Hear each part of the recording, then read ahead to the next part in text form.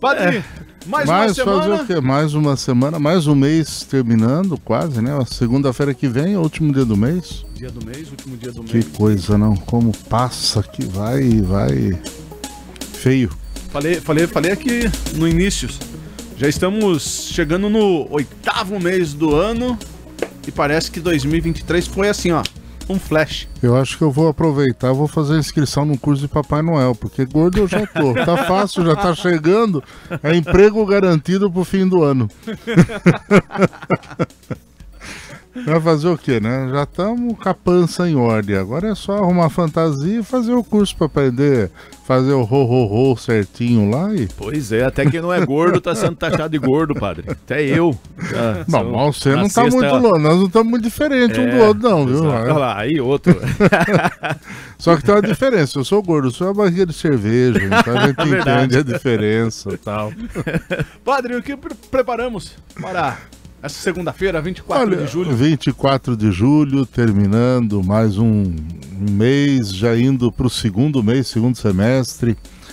E uma das coisas que eu sempre me pergunto, e nós já falamos isso em outros momentos, né? É como sobreviver a esse tempo que nós estamos passando diante de tantas e tantas situações e circunstâncias que a gente vê na nossa sociedade. Os valores estão mudando, as circunstâncias das coisas estão sendo diferentes, né? E como viver bem dentro desse momento e de que forma a gente pode superar tudo isso? E quando a gente olha para o campo da filosofia, que é um pouco mais a minha área, uma das coisas que nós vemos é que essa preocupação não é nova. Para o ser humano sempre nós tivemos esta circunstância de pensar como que eu posso viver bem diante das circunstâncias do dia a dia. Como eu posso viver adequadamente, né, diante da sociedade. O termo grego para falar de viver bem é eudaimonia, né, que é a vida adequada à circunstância do homem. Nós poderíamos traduzir livremente, né, a vida boa, como ter esta vida boa em todas as circunstâncias que nós vivemos. E essa é uma grande dificuldade.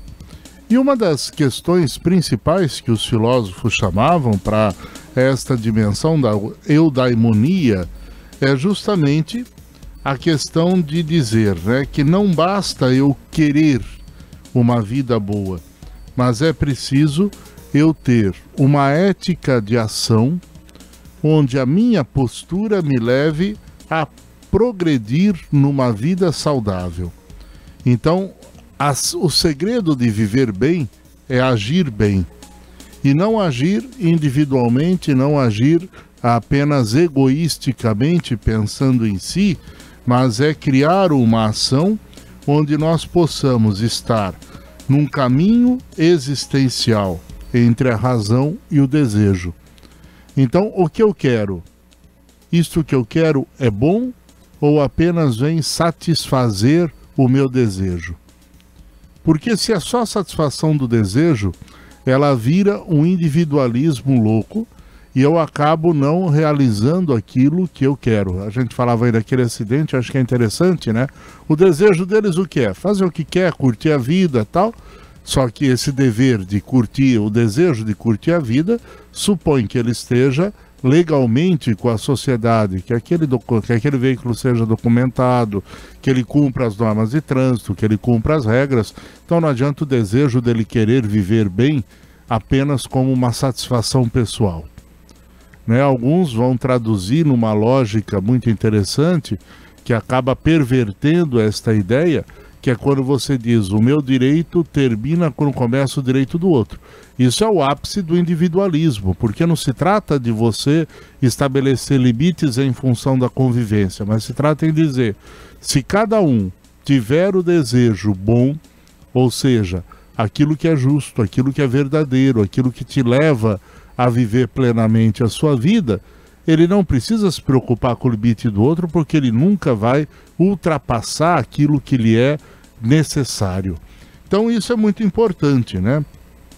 E na filosofia a gente aprende então que o homem virtuoso é aquele que deseja agir certo.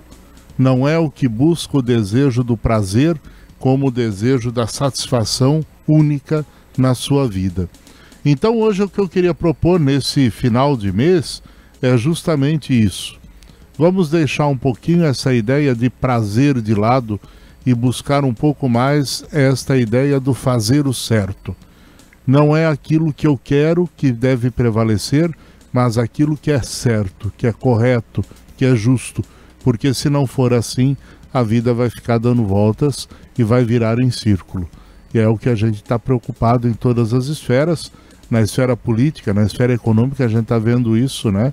Estamos aí votando uma série de coisas novas na questão da economia do nosso país, e o que a gente percebe é que cada um quer votar aquilo que lhe traga favores, e não aquilo que seria o justo, o correto para fazer a estabilização da nossa sociedade.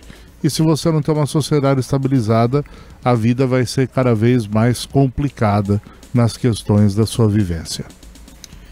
Pois é, a gente sempre diz, né? Toda ação gera uma reação, né, padre? E as ações sendo positivas, né? Lá na frente a gente tem o resultado que acredito que facilita a vida de todos. Facilita a vida de todos. E é o que a gente precisa. Então, se você procura não aquilo que você quer, mas aquilo que é correto, você imagina se todo mundo fizesse o que é certo.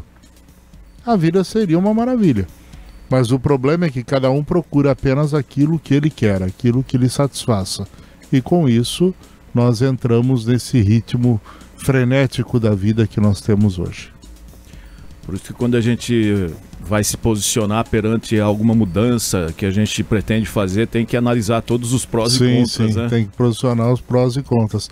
Ontem eu publiquei um negocinho no meu status do Facebook, que gerou uma polêmica danada, né? Então. É um ministro do lado de um bandido dizendo: a partir de hoje, todo mundo que tiver arma e não for criminoso vai ser preso. Pois é a realidade. Mas deu uma polêmica danada. Mas tudo bem, faz parte da história recente do nosso Só país. não vê quem é cego, quem não quer, né? E falando em política, já é um tema que a gente vai trazer aqui na primeira página também. Quantas pessoas que lutam dia a dia para trazer o sustento para sua família, que não tem um reajuste no salário, não tem... Já desde a pandemia, que todo mundo congelou, e agora o governo vai mandar um projeto para o Congresso para tentar intensificar o serviço do INSS na fila, né? E vai dar um bônus para aquelas pessoas envolvidas para que a fila ande. Ou seja, vai dar um bônus, né, para você fazer aquilo que você deveria fazer sempre. Sua obrigação, né? Exatamente. Você imagina se a ordem for essa. Imagina o Carlos chegar aqui para você e falar: ó, eu vou dar um bônus para vocês se vocês começarem o programa todo dia no horário. Já que a obrigação a obrigação é essa. Começar no horário geralmente começa. Agora, para terminar às 9 é difícil, viu, padre? Não, eu sei, mas não é isso. Mas eu tô dizendo, imagina se fosse isso. Sim, né? Claro. Quer dizer, no fundo é isso. Eu vou te dar um prêmio para você fazer o que você tinha que fazer. Exato. Porque o que você tinha que fazer, você não faz, então vão tentar te premiar para fazer. É o cúmulo que nós vemos hoje dentro dessa situação. Mas... vamos esperar, vamos ver o que nos aguarda num futuro. Né? Espero que eu esteja vivo para ver muita coisa pela frente ainda, mas do jeito que as coisas andam, a gente não sabe como fica a situação sempre, né? E essa relação, falando de política, padre, essa relação agora de quem atentar contra a vida dos presidentes, dos deputados, né, dos ministros, a prisão de 40 anos, sendo que... constitucionalmente a prisão, né, no Brasil acho que é 30 ou 35, né? Então quer dizer que a vida deles não vale mais que a do povo, né? Eu acho isso cúmulo, porque uma coisa é você dizer: todo mundo que atentar contra a vida de uma pessoa está em princípio de ilícito. Se ele consumar, ele pode ser condenado. O problema nessa lei que eu vejo não é nem a questão de você chegar a consumar.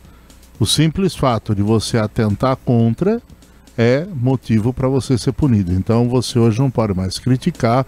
Começou com aquela lei que não pode mais negar emprego a político que esteja envolvido nisso, naquilo, não sei o que, não sei o que, não sei o que. E agora já vem nisso, quer dizer, então não é nem você, quer dizer, no fundo nós estamos voltando com as velhas leis dos estados ditatoriais que existem no mundo.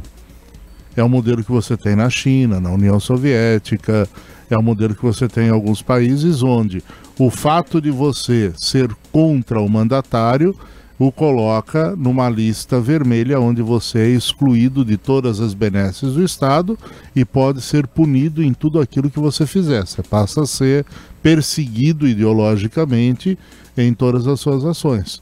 Nós estamos caminhando para isso. É uma ditadura disfarçada, mas um negócio complicado.